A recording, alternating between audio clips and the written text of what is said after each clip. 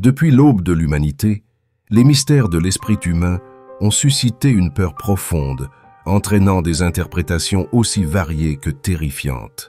Les maladies mentales, les crises épileptiques et même la colère étaient souvent perçues comme des manifestations d'une possession démoniaque.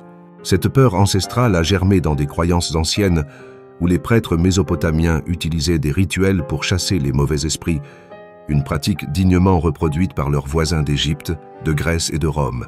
L'avènement du christianisme a propulsé l'exorcisme sur un nouveau palier, avec Jésus chassant des démons, un acte qui allait marquer l'histoire de l'Église.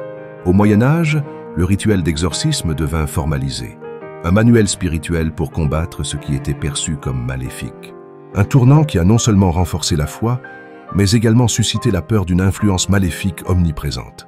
Cependant, au fil des siècles, l'exorcisme a aussi été utilisé comme un outil de répression, camouflant troubles mentaux et inquisiteurs envers les soi-disant sorcières.